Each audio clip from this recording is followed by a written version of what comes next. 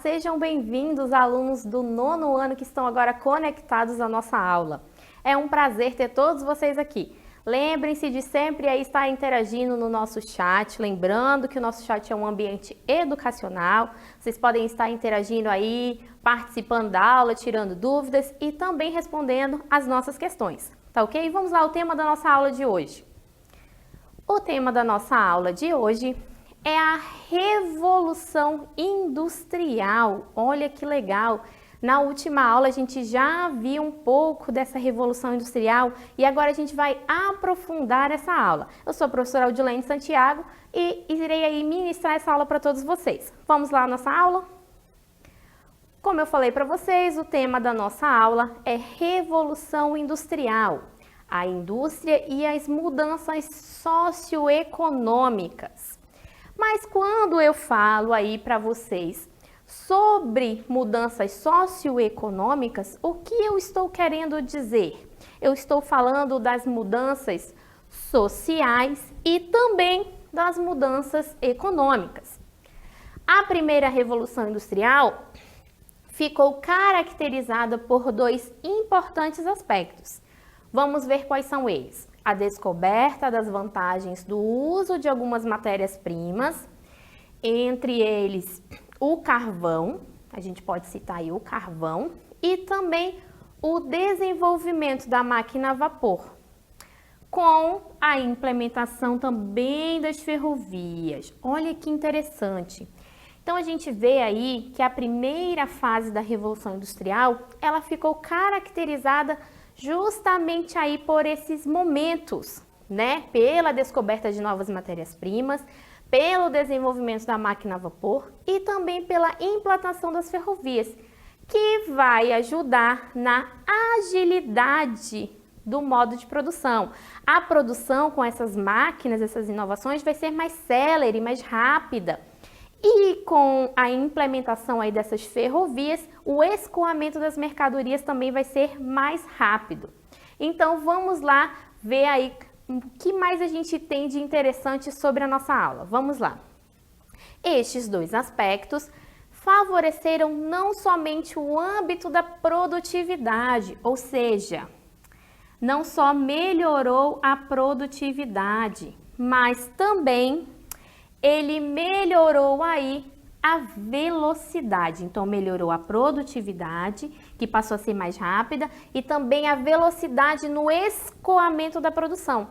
Então, eu produzo mais rápido e também eu entrego essa produção de maneira mais rápida. Então, ajudou na produtividade ser mais rápida e também nessa questão do escoamento da produção também ser mais célere. Como também colaboraram na questão do êxodo da população rural em direção às cidades. Vamos lá ver, houve nesse período grande migração da população rural para as cidades.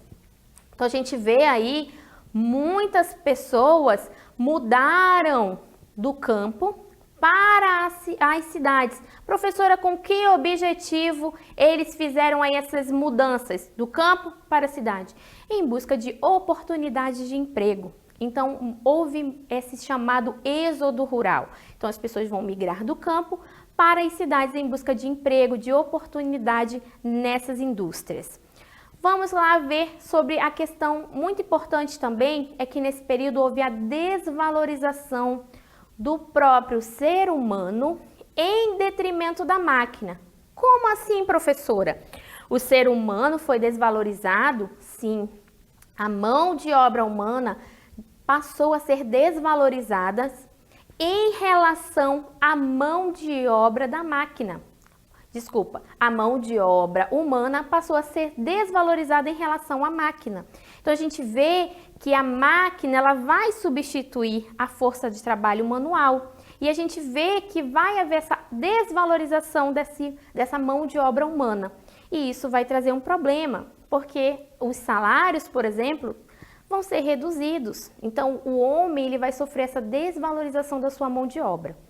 Quanto à questão do cotidiano e das paisagens, nessas cidades durante esse processo aí de Revolução Industrial? Vamos lá ver.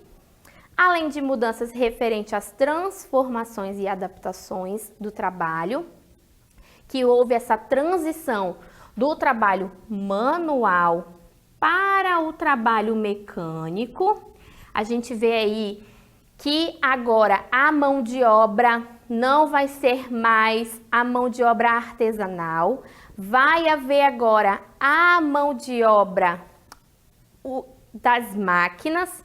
Então a gente vê essa transição da forma de utilizar a mão de obra. O homem agora vai ficar encarregado de ali estar tomando conta da máquina, né, manuseando essa máquina, mas ele não vai mais fazer esse processo todo artesanal. Então a gente vê essa transição do manual para aí a questão da maquinofatura, né? Então a gente observou isso aqui no nosso texto. Sai do manual e vai para o mecânico. Vamos continuar vendo aí o que o nosso texto nos traz. Então a gente vê essa transição do manual para o mecânico, né? Principalmente aí com essas máquinas a vapor. A gente vê que o perfil do campo e da cidade também vão sofrer gradualmente aí alterações. Principalmente aí a gente vai observar mudanças nos espaços físicos. Então a gente vai observar que vai haver muitas mudanças nas cidades, né? A gente vai observar aí que aquela cidade que tinha uma configuração agora vai passar a ter outra. Quais configurações? A gente vai ver que a população vai ter praticamente aquele inchaço populacional. Vai ter muita gente nas cidades, né? Isso vai trazer aí problemas também aí, né, da questão da habitação. A gente vai ver a questão da poluição, que vai ser aí grande nessa questão durante a Revolução Industrial. Por que a poluição, professora? Porque as máquinas a vapor, elas soltam mais gases, emitem esses gases, emite a fumaça. Então a gente vê aí que são problemas aí trazidos com essa Revolução Industrial. Eu trouxe para vocês duas imagens para a gente analisar. Imagens que nos evidenciam aí como que era essa situação, né? Aí, vamos ver aqui as imagens. Eu trouxe para vocês uma imagem que mostra aí as cidades mais à beira ali dos rios. A gente vai saber também mais à frente que esses rios vão passar por um processo aí também de poluição. A gente vê que é bem claro que a imagem, né, mostra pra gente um ambiente ali mais escuro, mais sujo, uma questão da poluição, né? A gente pode observar aí com a fumaça saindo de várias chaminés das fábricas, né? Na segunda imagem, também aí, né, que mostra a paisagem industrial de Galles do Sul, a gente observa aí também muito essa questão da poluição. Então a gente observa essas mudanças no espaço físico, né? A gente observa que há essas mudanças no espaço físico, né? E quanto à situação dos trabalhadores, professora? Como que era a situação deles? Havia para esses trabalhadores algumas vilas. As vilas de trabalhadores, elas poderiam trazer um benefício de moradia de forma gratuita. Ah, professora, a moradia para eles não pagavam? Não. Porém, a gente sabe que tudo que vem fácil não é tão simples assim. Porque muitos desses trabalhadores, né, o chamado proletariado, eles estavam ali num sistema de vigilância e de controle do empresário sobre ele. O empresário, que a gente vai chamar aí de burguês. Então ele oferecia de forma gratuita esse espaço de moradia, mas para que ele tivesse ali sobre o controle sempre. Então para que ele pudesse controlar ali esse proletariado. Então era uma forma de ele vigiar e controlar o proletariado. Eu trouxe para vocês uma imagem que nos evidencia essa questão aí da moradia. A gente observa que são casas muito juntinhas ali, umas das outras, muitas pessoas, a gente vê aí um aglomerado de pessoas, né, em ambientes pequenos, muitas crianças, né, a gente vê aí que tem crianças, tem animais, a gente observa aqui no cantinho, né, os animais, as crianças brincando no chão, a gente observa pessoas sentadas, a gente observa aí sapatos, a gente observa as carruagens passando, né, que eram os meios de transporte, isso a céu aberto, né, a gente observa que é do lado externo das casas, né, a gente já vê esse aglomerado de pessoas. Imagina esse aglomerado de pessoas dentro das casas, dentro dessas moradias, né? Eram moradias pequenas para muitos trabalhadores, né? Então ficava esse aglomerado aí. Então era uma situação, né, que a gente vê que não era uma situação boa de moradia, né? A gente vê aí, e a gente sabe que durante muito tempo essa Inglaterra vai sofrer com essa questão desse inchaço populacional aí nas grandes cidades. Não tinha moradia para todo mundo. Então muitas pessoas moravam inclusive na rua, né? Saíam dos seus trabalhos e não tinham uma moradia. Alguns recebiam essa moradia de forma gratuita, outros tinham que pagar por essa moradia e outros não tinham nem onde morar. Então era uma situação muito ruim, né? A gente vê aí. Quanto ao meio ambiente, o meio ambiente passou a sofrer na Inglaterra várias ações, principalmente a gente observa aí o assoreamento e grave poluição dos rios.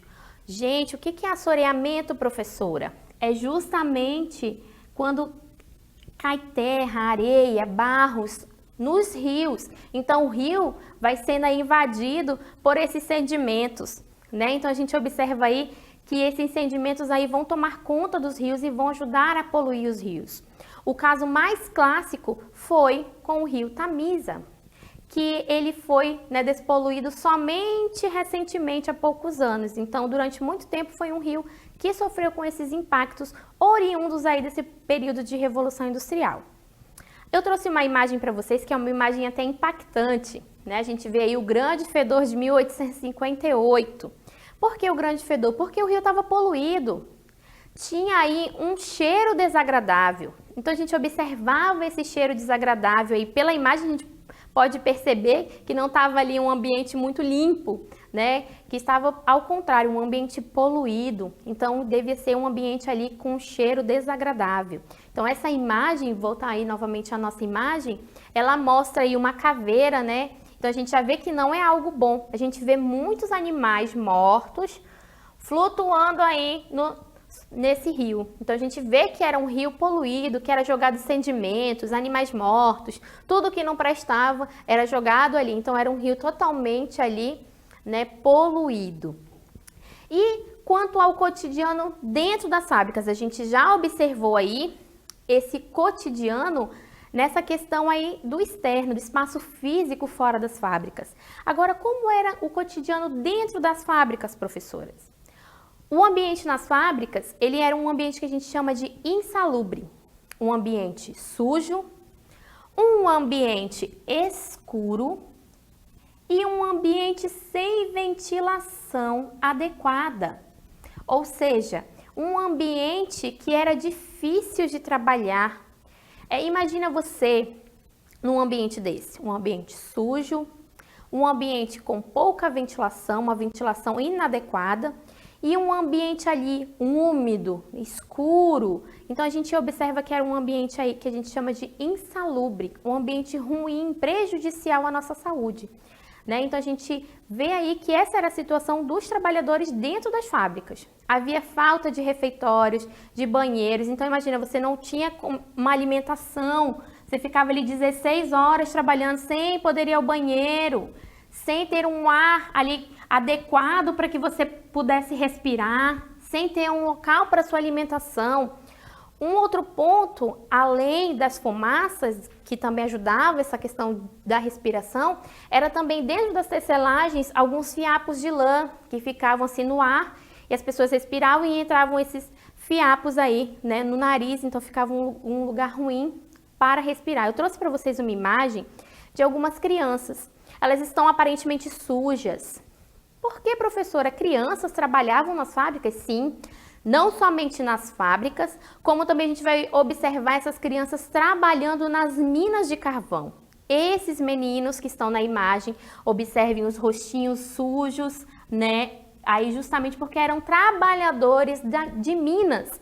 Eles trabalhavam nas minas porque as minas eram bem pequenas, apertadas, e como eles tinham aí a baixa estatura, as crianças são menores, então eles acabavam entrando melhor nesses locais. Então o ambiente de trabalho, né, ali deles eram as minas de carvão, que era um ambiente também escuros, com pouca respiração ali, a gente observa ali, né, esses ambientes. Então, imagina essas crianças pequenas trabalhando num ambiente desse, né? Então, era algo muito ruim para a saúde dessas crianças.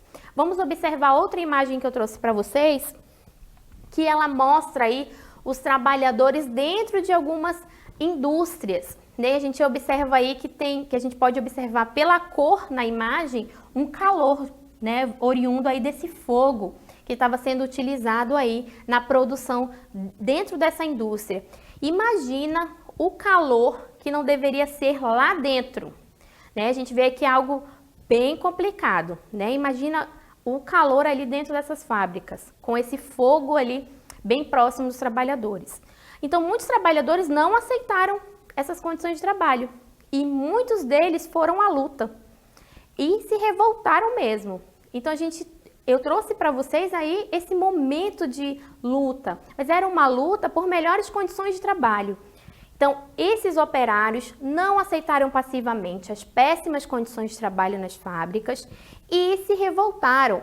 Uma de suas primeiras reações foi o chamado movimento ludismo, o movimento ludista, que era um movimento de quebra dessas máquinas. Como assim, professores? Muitas dessas máquinas, lembra que eu falei para vocês?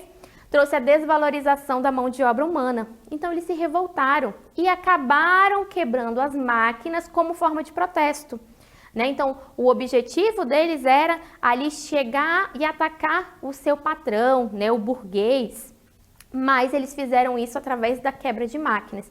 Então, eu trouxe aí no texto, tem uma imagem, vocês podem observar aí, que mostra esses operários aí, né, todos aí com suas ferramentas em mãos, quebrando as máquinas, representando esse movimento aí ludista.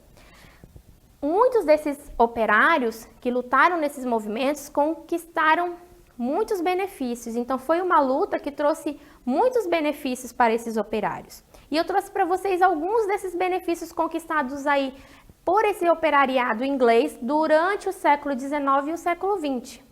Entre eles, a gente pode observar em 1833 que o trabalho das crianças entre 10 e 13 anos foi limitado aí a 48 horas 48 horas semanais, desculpa.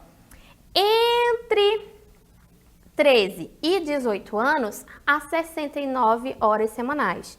Em 1842, o trabalho infantil e o feminino foi proibido nas minas. Como eu falei para vocês, a gente viu na imagem um ambiente muito ruim, muito insalubre para essas crianças. Em 1846, os impostos sobre os cereais importados, como o trigo, né, que encareciam ali o preço do pão, foram suprimidos, ou seja, baixaram esses impostos para que o pão, que era a principal forma de alimentação desse operariado, né, ficasse mais barato.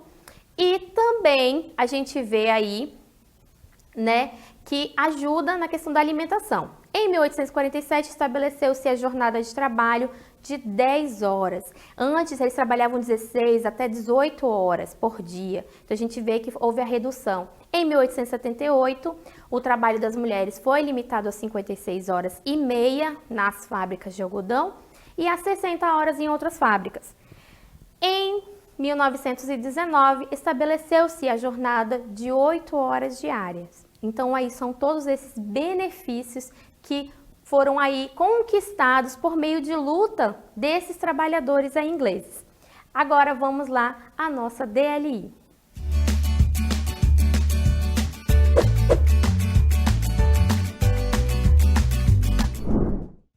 Eu trouxe para vocês aí as nossas questões, são duas questões dissertativas que vocês vão aí escrever, podem colocar as respostas no chat, estarei lendo algumas das respostas de vocês, aproveitem para tirar dúvidas, vou deixar aí as questões um tempinho, vocês respondam e a gente volta com a correção já já.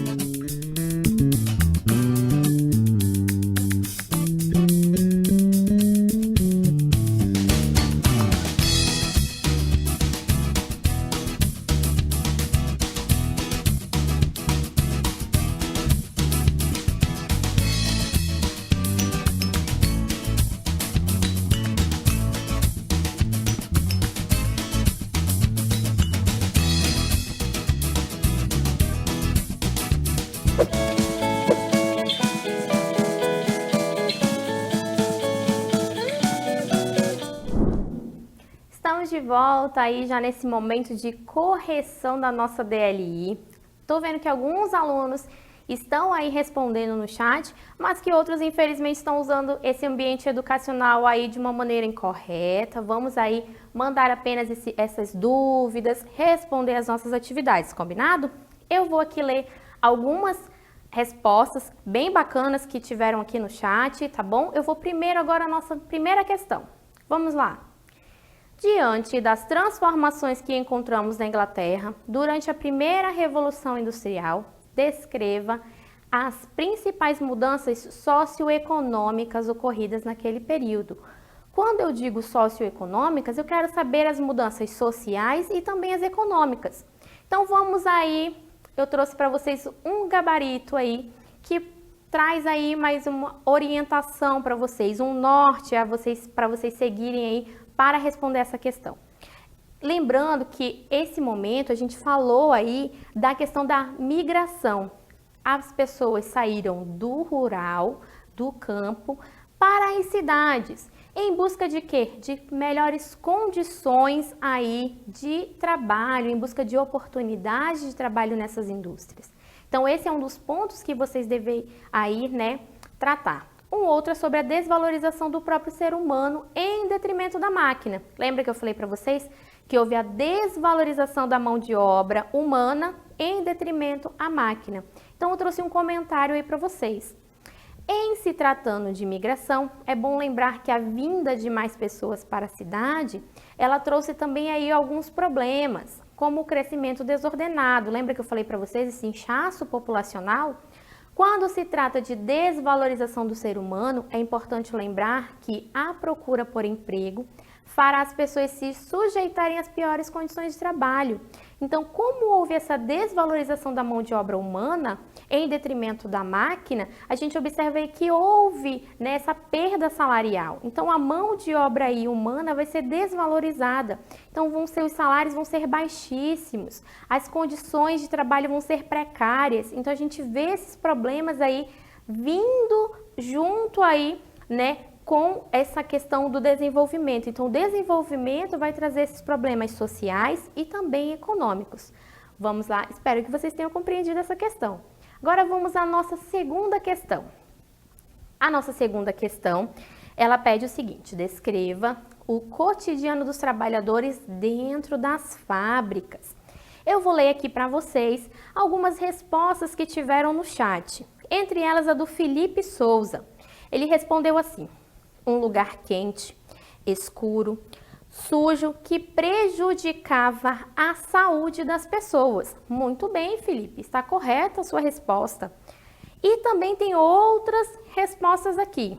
Era um ambiente horrível de se trabalhar, quente e úmido, tendo assim maiores chances de pegar alguma doença. Também está correta, né? Deixa só eu falar que foi a Karen Kelly, obrigada aí pela participação e pela interação aí no nosso chat. Aqui o Vitor Diego também respondeu que a segunda questão era um lugar quente, escuro, sujo, que prejudicava muito a saúde dos seus trabalhadores, né? Então, assim, a gente observa que vocês estão aí na mesma linha de resposta. Quero parabenizar vocês aí por esse momento de interação, de participação aí no chat. É muito importante esse momento porque ajuda vocês a fixar o conteúdo. Ao mesmo tempo que a gente tira as dúvidas aqui, vocês ajudam também aí do outro lado pelo chat. Então, obrigada pela participação de todos. Agora vamos ver o gabarito. Então, como eu falei para vocês e alguns dos colegas colocaram também aí no chat, o cotidiano era difícil para todos, mas especialmente para as crianças. Lembra que eu falei para vocês que trabalhavam ali nas minas de carvão, trabalhavam ali em lugares pequenos, onde muitas das vezes não conseguiam entrar um adulto, eles pegavam as crianças pela baixa estatura e colocavam essas crianças para trabalhar em ambientes pequenos. Eu citei até para vocês um exemplo das minas de carvão. Né? Então, para as crianças que trabalhavam nesses lugares, eles precisavam da mão de obra pequena, e né?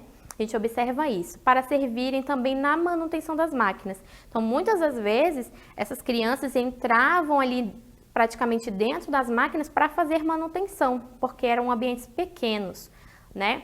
Ou também nas minas que eu já citei acima. Muito importante lembrar que não existia direitos trabalhistas, o que levou a algumas ações mais radicais. Lembra que eu falei para vocês do movimento ludista, que foi um movimento aí de revolta, de reação, uma forma de reação do trabalhador, né, a essa exploração, a essas péssimas condições de trabalho. Então a gente observa aí que não tinha ainda os direitos trabalhistas. Como a gente vê hoje, se você adoecer, você pode justificar a sua ausência do ambiente de trabalho, né? Você pode ali ter um atestado médico. Se você adoecesse nesse período da Revolução Industrial, muitas das vezes o trabalhador era demitido. Então ele não podia adoecer, ele não podia faltar. Então a gente vê aí que fora um ambiente de trabalho, ele também não tinha direitos. Por isso, muitos desses trabalhadores foram reivindicar e lutar por seus direitos. E aí, vocês acertaram também? Então, agradeço a participação de todos vocês no nosso chat. Aguardo vocês aí na nossa próxima aula do 9º ano. Até lá!